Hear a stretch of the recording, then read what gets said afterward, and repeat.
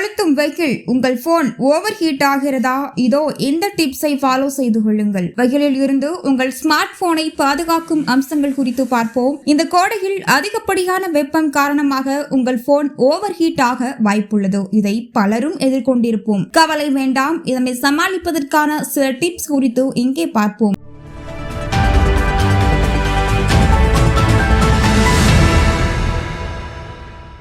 Safe temperature range. வீட்டிற்கு வெளியில் அல்லது உள்ளே என எப்போது உங்கள் போனை பயன்படுத்தினாலும் பாதுகாப்பான வெப்பநிலைகள் பயன்படுத்த வேண்டும். பெரும்பாலான முக்கிய ஸ்மார்ட் போன் உற்பத்தியாளர்களின் கூற்றுப்படி போன்கள் பொதுவாக 95 டிகிரி ஃபாரன்ஹீட் வரை வெப்பநிலையில் பயன்படுத்த பாதுகாப்பானவை. அதே நேரம் வெப்பநிலை வரம்பு 32 முதல் 95 டிகிரி ஃபாரன்ஹீட் வரை இருக்கும் போது ஐபோன்கள் மற்றும் ஐபேட்களை பயன்படுத்த ஆப்பிள் பரிந்துரைக்கிறது. எனினும் உங்கள் ஸ்மார்ட் போனின் சேஃப் டெம்பரேச்சர் ரேஞ்சை அறிந்து பயன்படுத்தவும். அடுத்ததாக டெம்பரேச்சர் வார்னிங்ஸ். இது போன்ற எச்சரிக்கையை பலரும் பார்த்திருப்போம். ஆம், உங்கள் போன் குறிப்பிட்ட வெப்பநிலையை தாண்டும் பொழுது போன் தானாகவே உங்களுக்கு எச்சரிக்கை பதிவு காண்பிக்கும். சாம்சங், ஆப்பிள் போன்ற பல நிறுவனங்கள் இதனை வழங்குகின்றன.